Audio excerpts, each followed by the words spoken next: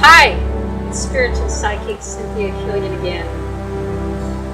Hello and welcome again. And we're talking again about the upcoming lunar eclipse in Sagittarius. And again, that is May 26, 2021. Right about the time, shortly after sunrise here in Central Time Zone. So, depending on where you live, but in the Central Time Zone in the United States, in the Eastern, it is happening in the daytime, so we may not have much visibility, but those of you in the Pacific Time Zone may have some. And whether you can see the eclipse or not, remember this is activating around the realms of communication. And, you know, I think some words of advice for you about this eclipse. And remember, this stands for the week of the eclipse, especially, okay, because that's when a lot of it's going to just begin hitting us on a conscious level. A lot of the issues are going to be making their way up to the surface from the shadows. And this is so when we need to proceed with awareness, okay, some might say caution, I would just say awareness and self-discipline in the energies. And that is a good phrase to bring up, self-discipline here and awareness and focus. Because this is a very unfocusing eclipse.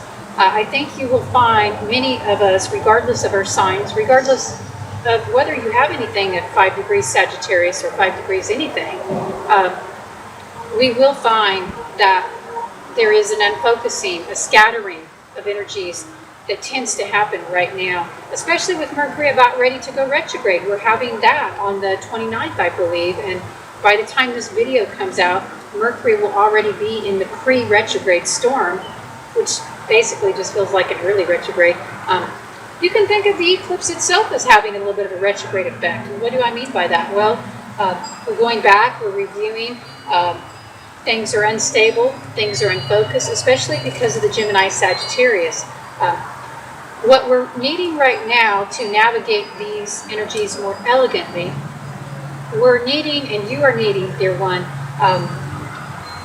to remember your higher focus. That's what Sagittarius is. It's a higher calling for a quest. What is your quest? What are you questing? What are you searching for in this life on a higher or deep level or a more meaningful level? What really brings meaning to your life? And here in Sagittarius, this is the spiritual truth seeker, or the seeker of higher knowledge, the seeker of higher learning, for the expansion of the self, for the expansion of the spirit. You know, when we move into Capricorn, Aquarius, and Pisces, we get more into how the soul is organizing energies and directing things, not only for the soul, but for the benefit of others. But Sagittarius is about one's own spiritual path. And yes, it affects others. And I think you should never forget that your path affects others because your example affects others. But in Sagittarius, we have the pinnacle of fire energy. So this is having the courage to not only speak one's truth. To me, I feel Sagittarius is beyond speaking. It is living one's truth, living one's higher purpose. And it does require us sometimes to go to the mountaintop. We see a connection between Sagittarius and the next sign, Capricorn, because Capricorn is the goat and Sagittarius is the archer, so it aims up high into the heavens. So we're getting this feeling here, you know, in this part of the zodiac that we're aiming for the stars or the moon. We're reaching up high, and it can be at times a solitary path. But it's not always. I mean, I think with Sagittarius, you can be joined by your fellow archers. And understand here, when I say fellow archers, I don't mean just people who are Sagittarius. I'm not a Sagittarius sun, although I do have Sag in my chart. Actually, we all do technically, because you all have 12 signs somewhere in that chart. But whether you have planets in Sagittarius or not in your own personal chart, you have an inner archer. This is the part of you that is aiming for a higher goal. You know, it's going after something.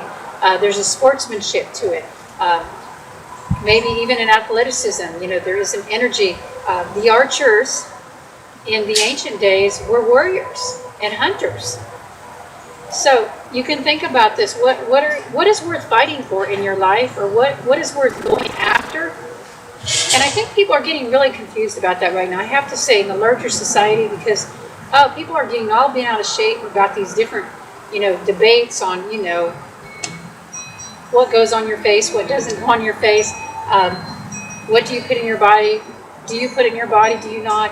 And okay, if that's your calling, to really focus on that, if that's your higher calling, and if that is expanding you, and if that is, in some way enriching the quality of your life, I mean, if you feel really more soul connected when you're focused on those things, you should do that, okay? But I'm not observing that. I'm observing a lot of people are actually using this. They're using these current debates as a distraction from their past. They're getting lazy about their own past. They're like, oh, well, if I could spend all my time on Facebook or whatever arguing about these things, or thinking this is important, then I don't have to look at my real life calling. This is how I'm saying, people who are getting obsessed with these things are. And listen, we've all been through it, I think. I think we've all been through something in our lives. I know I certainly have. Actually, many, many years ago, I let myself get really encumbered and obsessed with the political activist realm, and maybe I achieved some good things. Now I don't think so. Really, at the end of the day, I think that I've achieved so much more by working on my own growth and encouraging others to do the same. And really, even if that wasn't my personal calling, my point is, what the world needs you to do and what you need you to do so that your life doesn't totally stink is you need to focus on your higher path. Your goals. What are those goals? And I don't know what they are. And maybe you don't know what they are too, but here's a clue. That thing which is part of that, or those things, they bring you joy. Like for me, being in nature brings me joy. Being in my garden brings me joy. Drumming brings me joy. So I do these things, okay? Brewing herbal tea brings me joy, which I have some on the stove and I have to get in there soon. I'm going to have to end this. And you can tell too from my descriptions, I am sort of resonating naturally with the Sagittarius Gemini energy because I have multiple things that bring me joy. And I didn't even list it all. Like reading the runes brings me joy. So it sort of shifts in and out for me, almost like in a 3-year cycle. Dancing brings me joy. And you might be like that too. So if you're somebody who's like, gosh, it's hard to pick just one thing, I don't feel like you have to pick just one thing forever for all your lifetimes. I think that would be really, really presumptuous actually. But you'll know for now, you'll feel called. What calls you now for this time in your life? What used to call you maybe 5 years ago is not going to call you now. I know for me, 5 years ago, I was spending more time learning classical dance and dancing. Now I am called to be an instrumentalist. I'm called to work on the drum and the handpan in particular. So that's my path, right? That's what I need to be spending, time on, along with this work. This work is something that has always called me. So you might have something like that is always in the background, like a steady droning drum beat. It is part of who you are, and that too will need your attention. But these are things worthy of your attention. So I want you to think about in the months ahead, and especially around May 26th, and for at least a few months after, especially 2 weeks after, 2 weeks to a month, think about where are you putting your focus? And just, if you begin to think about that, if you just ask yourself, where am I putting my focus? Do that once a day at least. You'll find that your focus naturally starts moving into more meaningful outlets and more meaningful channels. And then you also will find yourself disengaging from some of these miscommunications that are being triggered by this and misunderstandings. It is true that this eclipse will trigger in the masses misunderstandings, miscommunications, because the masses are not, working consciously on their issues, and, they're probably going to go more into the shadow energies instead of up out of the shadow.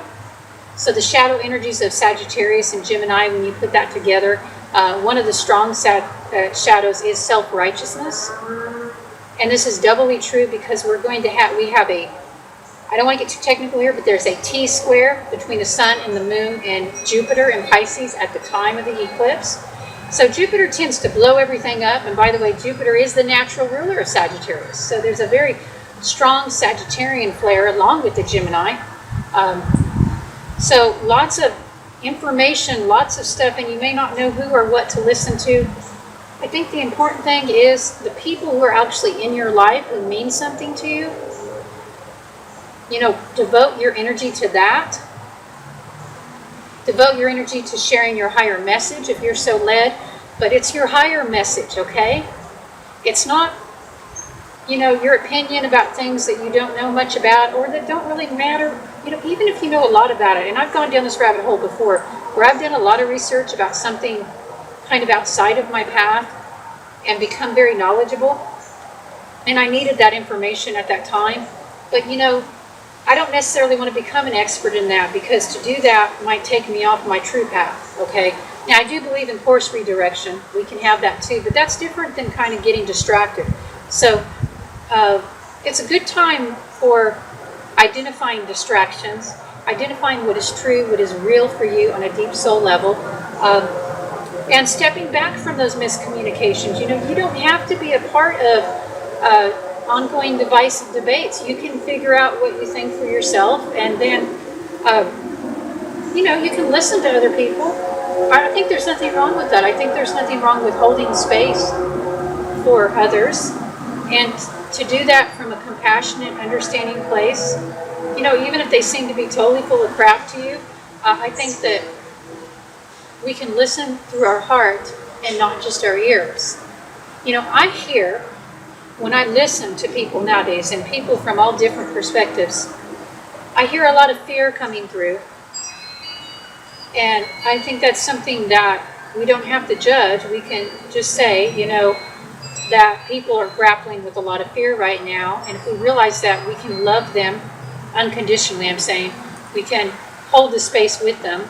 Now, sometimes they're going to deposit those fears onto you. Sometimes, you know, a wounded animal or an animal that is afraid of being wounded will strike out. So you do need to be a little bit aware of that. And even though I'm saying listen and hold space and be understanding, protection is important. I already mentioned that, I think. If I didn't, then I should have. When you're feeling afraid, when you're feeling, you know, that somebody is attacking you or persecuting you, and even if that's not true, if you're feeling that, in an interior state, it feels true for you, it will inform your actions. You don't want your actions to come from fear only. So when you're feeling that, you might think about taking some kinds of steps to protect and make yourself feel more at ease. I mean, I think that's why, and I don't want to get too controversial here, I'm not taking a stance on one way or the other, but I think that's why some people really, you know, do want to wear a mask for protection even after they've been vaccinated. I think it really is a form of psychic protection. I get that as a psychic. I'm not saying you should or should not do that, and actually it won't work for everybody on the psychic level because, you know, psychic protection has to really make sense to you. It has to resonate with your soul and your energy fields. I mean, I'm talking about your emotional space. Do you get that? I'm talking about what makes you feel safe, not what makes others feel safe. And some of us, especially those of us on the spiritual path, spend way too long thinking about what makes others feel safe. We put too much energy into that, and we don't put enough energy into what makes ourselves feel safe, you know, our boundaries, basically. So I do think the need for boundaries, or the issue of boundaries, is coming up strongly now. And, you know, where do you need to have those boundaries? Are your boundaries too strong? Probably not for most of you watching, but it could be. It could be. Sometimes we have to put up such strong boundaries with certain areas of life that we start to put up too strong boundaries in areas where maybe we need to relax a little. So that's just something to think about.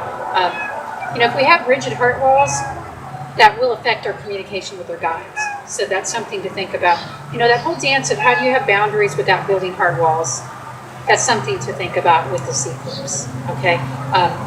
I believe that a lot of this starts in the mind, and that is what this eclipse is teaching us.